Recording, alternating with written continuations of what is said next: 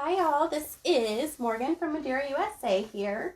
Today Nancy Minnie, our lovely embroidery expert here at Madeira headquarters, is here with us to go over some best practices while creating standalone or freestanding lace. If you're unfamiliar, freestanding lace is a design that does not need fabric to be held together. It's perfect for ornaments, masks, heirloom embroidery, and other creative products where dimension and texture are valued. We're going to look at some great examples and watch Nancy create a project in real time. Be sure to say hi if you're watching live and let us know if you've created standalone lace before. And if you have any questions, we'll answer them the best we can. So with all of that being said, Nancy, I'll hand it over to you. Thank you, Morgan. And thank you, everybody, for joining us today. So like Morgan said, freestanding lace is basically you embroider on something, you put it in water, and the backing disappears and you just have thread left. So how cool is that? She's been kind of focusing in on the bees, so we'll stay with the bees for now. All of the designs that we're using today were from Urban Threads. I want to let you know that. They have some great freestanding lace. FSL is, I guess, the acronym that they use for that. So they have a lot of designs. Embroidery Library does. Pretty much all the year embroidery Stockhouse Designs will have them, so check them out, give them a try, and certainly don't let thread any type of thread deter you from trying it out on pretty much any of the designs. You'll see here where I focused on this bee, and I probably got 8 or 9 different types of threads here. Yeah, these are beautiful. So I only enlarged one. The rest are all in real time, but this guy you'll notice is a little bit bigger, and that's because that's our FS30 weight thread. So it's a nice thick thread. So I want to say I went 110, maybe 130. I'm not sure. Apologize for not knowing that, but I just enlarged the design at the machine, so it kept the stitches the same amount and was able to stitch that thread. And every thread here stitched out great. I love it with the multicolors.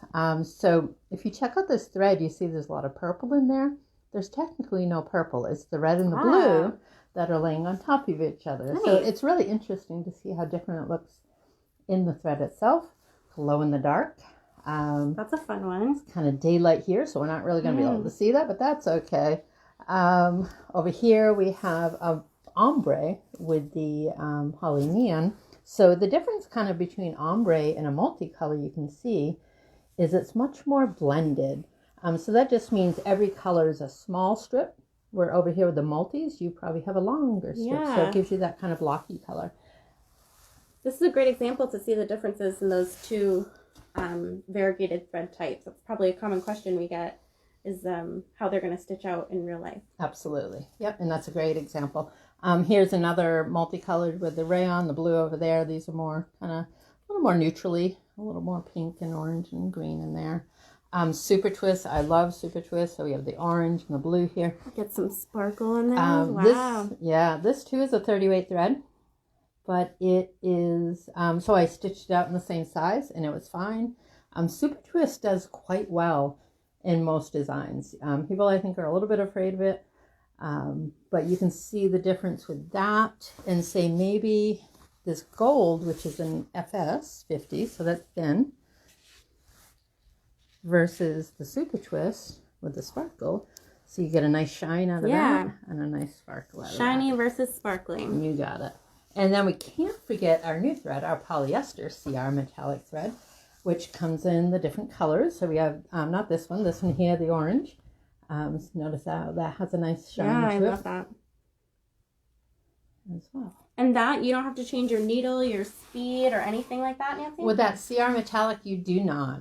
7511, your standard needle, if you're using a 65 or an 80, either one will work, but 75 is kind of the middle of the road that we recommend for that. And if that's what you're using, you don't have to change it. This is a real thick thread here. This is 20 weight, but just because of the way it's made, I did not have to make that one larger. So, you think about over here, you got your 40 weight, you got a 30 weight super twist and a 20 weight. Just gives this stuff is pretty cool. It is, FS 20 weight, so it's a real thick thread, but it has like a black core so that you get whatever the metallic color plus black in there. So it's almost multicolored there. So I don't think I forgot any of the threads when it comes to the bees. We're going to have a couple more coming up when I show you how to remove the backing and what you do afterwards with it. Speaking of backing, we got our Easy Cut Washaway. This comes in a roll. It's 20 inches by 50 yards. And this is just a little info sheet here. Yep. And if we look at the actual product itself, you're going to see how thin and kind of fibrous it is. And this is a true cutaway washaway. We're going to put this in some warm water and we're going to watch it real time in seconds. It's going to dissipate. How fun. With the bees and some of the other ones I did, they had a lot of stitches on them. So I do recommend 2 pieces. And you simply hoop this just like you normally would anything else. We'll talk about our little bee Valentine there in a minute. Should I come out over here, Nancy? Sure. Straight on here? Yeah. So it comes in a roll, so you can cut it to whatever size you want. These are a little oversized, I guess, for this hoop. No, it's actually pretty good. So you simply hoop it like you normally would. I write my sizes on there because I like to know what size it is. And you simply hoop it. And so there's no wrinkles in there. Perfect. And that's your goal for that. So backings, bees. Got so much going on. I'm just going to make a little bit more room because we are going to do some actual projects here. This is just a cute little pink bee. Cute. I love making cards. I know. You can do whatever you want on the inside there. So that's left over from our Valentine party. And for those of us joining a little bit late, these are all different thread types and weights. So we have everything from your standard 40 weight to our 30 weight super twist. We have a couple different metallic weights in here. But any questions you guys have, just let us know. Definitely, please. Freestanding lace. So we embroidered it on our backing here. That's going to dissipate. And then we just have thread left. And there's so many different things you can do it. Actually, if you want to hone in on the back of my jacket, absolutely. I think it's on this one. Yeah. So cute. I took one of the bees that I embroidered Another with. variegated? Yeah, this is called a denim, actually, polyneon. So that matched up really well on there. I had to do a lot of hand sewing on there. Hand sewing is not my favorite thing to do. And there is a lot of that to do. So you can actually, I don't know that I would want to put hot glue on my jacket. But some of these other things that we do here, you can hot glue them. So here, I'm going to talk about these guys, and then we're going to go to projects. So this is an owl, little votive cover, and that's done in our FS40, such a beautiful gold. And ironically, it fits right over a cone, which is kind of cool. So it could be a cone cover. Helps you see exactly what it looks like. So I just have a battery operated little votive, and that goes in there. I love it. And if it was a little darker, it would look nice. These are, actually I'll do the pink one here. 1, 2, 3, 4 sides, a bottom, and then 4 sides again for the top and the top part. So what do we got? About 10 pieces here that you embroider out. Like all these sides are the same. The top and the bottom are different. These sides are all the same. You're embroidered out on that backing. I just want to zoom in here so you can see the detail. Together. This one I did do with the hot glue, and probably not the prettiest part of it. So when I went to do this one, oh yeah, I did it in stitches. That one looks really nice. A little nicer. Perfect. What a cute little gift that would be. You could put anything in there. I put my votives and my tea lights in there. These guys are super cute. This is so on Urban Threads. This is how it was presented in a black. They had a different fabric under there. They had a nice orange organza, so it kind of gave that orange light to it. I didn't have any of the orange organza, but I had just some gauzy type fabric here. But if I hold it up to the light, you can see it shows through. So as it gets darker, that tea light that's in there is going to be a little more visible. That's with our CR metallic, that one. Frosted, we have our soft metallic, and I did that one. Oh yeah, with the white you can really see it. That's cute. Yeah, I actually used our poly mesh for the organza part of that. And so essentially these ones are done more like applique, where they have a running stitch that shows you where to lay down the fabric. You lay down the fabric, tax it down, you trim away all the excess, and that gauze is kind of on all sides. Nice. And as you stitch it together, you just leave a little opening on the bottom here, and that's how you get your little tea light or votive in there. So that takes care of those. Earrings, you might have saw those as we were going through. These are Dragonfly earrings that are embroidered out on that same backing. You wash it away, and these ones are all solid. And I simply raided my jewelry box to get some earring hangers on them, and I found these, and I thought it was kind of cool. I just hot glued them on, so it looks kind of nice. So we're going to see how that's done with regular hooped earrings. And then these guys here also are teardrop ones. Yeah, these are pretty. Yeah, and that's in that polyester CR metallic as well. And that comes in so many colors. You could make a rainbow of earrings. You absolutely could, yeah. Plus the golds and the silvers, the coppers, and things like that. All right, so that covers kind of what I did. So let's get into some projects here, and I'll show you how cool the backing is. So I'm going to start with a red, white, and blue bead that I embroidered. I did 2 layers. There's about 22,000 stitches in here, so there's a fair amount. So I brought it to the machine, I embroidered it. And then what I'm going to do is I'm going to get rid of the excess backing. I could dump that in there and it'll dissipate, but you really don't need to try and dissipate it all. Treat it kind of like a cutaway. Careful you don't cut too close because you're going to cut your thread. I did that on the pink one just a little bit, but thankfully it's on a card and it's not going anywhere. Fray check works really well at keeping those threads in check in case, but there's really no reason to get too close. All right, so the back. You'd have a hard time matching the back of this, but for example, on the back of the earrings, you could put a 628 red thread under there to match it. Same thing with the blue. And I used black bobbin thread for that, so it didn't show. Perfect. For a nice light color, you'd never notice the white bobbin on the inside. But when it matters, same thing here, I just use white. And here, you're never going to match it. But we're going to drop that in there. That's some nice warm water there. While that's soaking away, you said that It's all of actually all soaked away already. Oh my gosh, I was so here. I was thinking I'd have to answer some questions here. Yeah, but we're going to do some others. So, but that's simply how fast. Wow. It's I don't know if you guys can see that in there, but there's no vacuum left. wow. Right away. I'm going to put that on the paper towel for now. We'll catch that in real time. We'll do some earrings. I'll pay better attention here. Now, you said all of these files were from Urban Threads. Is that right? That's correct. Great. Yep. You can just type in Freestanding Lace, FSL. They have a group, like a section online that has it as well. The bee was a promotion that came out recently, and I just kind of honed in on that bee. Yeah, that's perfect. I love seeing all the different thread types in there. It just goes to show you don't have to be scared of anything. You don't. I'm going to catch you this time. So this time I'm not going to take the excess off, so let's just kind of watch that. Wow.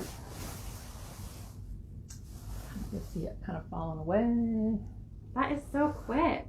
Yeah.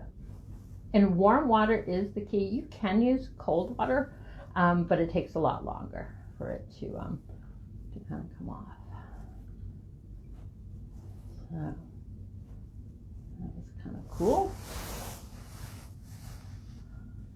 Paper towels is a good thing to have on hand. For this, if I was at home, I'd probably use some rags or something so I could keep washing them, because it does take quite a bit of the paper towels to kind of really dry them up. Once they're laying on here, I kind of go like this and just absorb as much as you can. But they're going to simply dry on their own. You can see he looks kind of dark because because he's wet. Wet. Yep, the white kind of looks dingy. Purple on the back. Okay. So we got one more that we can wash. So I'm just going to leave it on. We're going to wash it all in.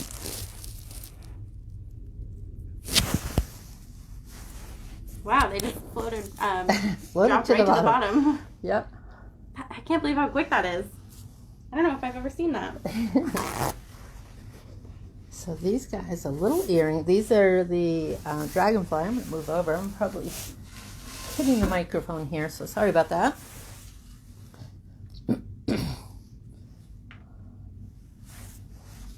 These guys here. Oops. Drive this up. So I'm going to show those a little closer so that you can see. I'll trim those later. But it digitized, so it does a little circle. Oh, so yeah. there's a little hole there. So I rated my earrings at home. And I already opened that guy up so that he just goes right through there. Perfect. And you can probably get those at any craft store. Huh? Absolutely. Yep. They would sell all the different types that they made.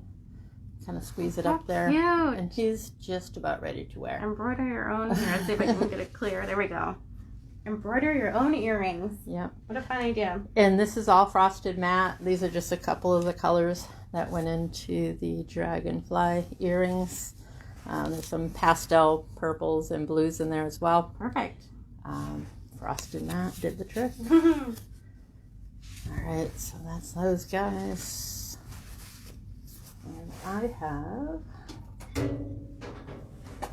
if anybody wanted to see the thread for that, red, white, and blue. That's what we have. That's very popular around July, June, July. That's what it looks like when it does the satin stitches. It has kind of a blocky look to it.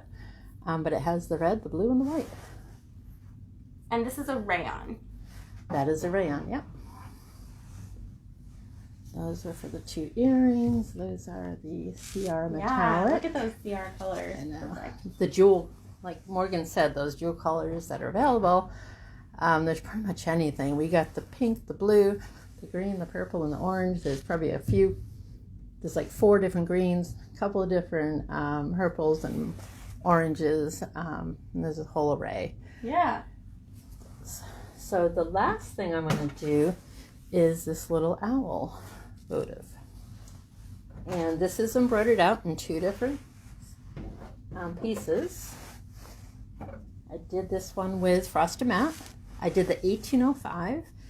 No, I did the 01. It's a super white, so you can see how bright that looks, especially on the black felt. The 2 pieces go together. This one goes together in the back. I'm going to try not to burn my fingers, but usually with hot glue I do. Hot glue is not my favorite, but I sewed the gold one. And then I'm going to just hold that together. I can do it right. Hot glue doesn't have a lot of you don't have a lot of time to put it all together. Especially, and then you're trying to avoid burning your fingers. And this guy just leaves these like strings. Yep, just a web. My favorite thing to do. Not bad, Nancy. No, I didn't burn my fingers. So those are his wings and his body. And then the head's going to go right on top there. I'm going to glue him under his nose. Just overlap it a little bit? Yeah, that's a little, like a nice little solid spot on that. Perfect. Get that little web. Put them right in the middle there. Kind of hold them together.